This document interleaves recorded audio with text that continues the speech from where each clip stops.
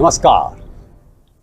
One of the greatest Indians of contemporary time, आधुनिक भारत के महानतम व्यक्तियों में से एक डॉक्टर B.R. अम्बेडकर, जिनके जीवन के बारे में हमें बहुत कुछ पता है, पर आइए जाने उनसे हम सीख क्या सकते हैं।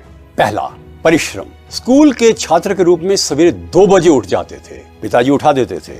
अध्ययन किया तो बड़ी मेहनत से किया। कई परेशानियां रही उनको स्कूलों में, कॉलेजों में, किंतु अडिग निश्चय से अपने आप को अपनी जाति में ही नहीं, अपने प्रदेश में ही नहीं, अपने देश में एक विद्वान के रूप में स्थापित किया। कोलंबिया यूनिवर्सिटी से MA PhD और लंदन से MSc और डॉक्टरेट दोनों ही जब उन्होंने प्राप्त की और वकालत भी पढ़ी और की, बाद में हिंदुस्तान में आकर हर वक्त परिश्रम परिश्रम परिश्रम कहते थे।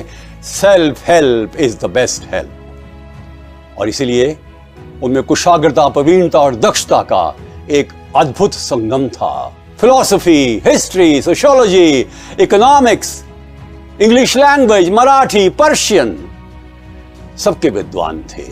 कोलंबिया यूनिवर्सिटी में तो पढ़ते समय वो भूल ही जाते थे समय क्या है। 18 घंटे पढ़ते थे, कई बार पूरी रात भी जागते थे। उनकी ये खासियत थी। संविधान के निर्माण के समय जब वो लिख रहे थे, ड्राफ्टिंग कर रहे थे, उन्होंने इतनी मेहनत की जितनी आप कल्पना भी नहीं कर सकते। Doctor B.R. अम्बेडकर एक ऐसे व्यक्ति थे जिन्होंने समता, समानता, भ्रातृत्व का सिद्धांत फलीभूत करने की कोशिश की। संविधान के माध्यम से, अपनी लेखनी के माध्यम से, असंख्य पुस्तकों के माध्यम से, भाषणों के माध्यम से वे मानव की समता और समानता के पक्षधर थे। महिलाओं का उत्थान चाहते थे। शिक्षा के क्षेत्र में उनका योगदान अद्वितीय था। वो कहते थे, शिक्षित बनो, अपने आप को पारंगत करो। 1935 में डॉक्टर B.R. अम्बेडकर की व्यक्तिगत लाइब्रेरी में 50,000 किताबें थी। उन्होंने पढ़ी थी वो सारी। लिखते भी थे और पढ़ते भी थे। उनका हर समय ये संदेश था कि करुणामयी बनो, प्रेममयी बनो, बदले मत लो, भारतीय एक हो जाओ। उन्होंने एक भाषण में कहा था, मुझे डर लगता है कि जिस तरह से हिंदुस्तान गुलाम हुआ, कहीं हमारी गलती से फिर कभी आगे जाकर ना हो। हमें शक्तिशाली भारत बनाना है। जाति और धर्म से ऊपर होता है देश। और उन्होंने हर समय पर प्रेरणा दी हर एक भारतीय को कि वो आगे बढ़े, तन्मयता से, फोकस से, कंसंट्रेशन से। वो एक महान अध्यापक थे, वक्ता थे, लेखक थे, विधिवेता थे, और उनको हम वर्सेटाइल जीनियस कह सकते हैं, बहुमुखी प्रतिभा के धनी। डॉक्टर अम्बेडकर ने जिंदगी में परिश्रम किया, दूसरों के लिए किया, अपने स्वार्थ के लिए कुछ भी नहीं किया। हर एक के मन में उत्साह पैदा करते थे। अत्यधिक परिश्रम करने के कारण वो 1954 और 1956 में बीमार भी हुए। स्वास्थ्य का ध्यान रख नहीं पाए। जिसके लक्ष्य ऊंचे होते हैं वो भूल जाता है कई बार अपने आप को। भूलना नहीं चाहिए।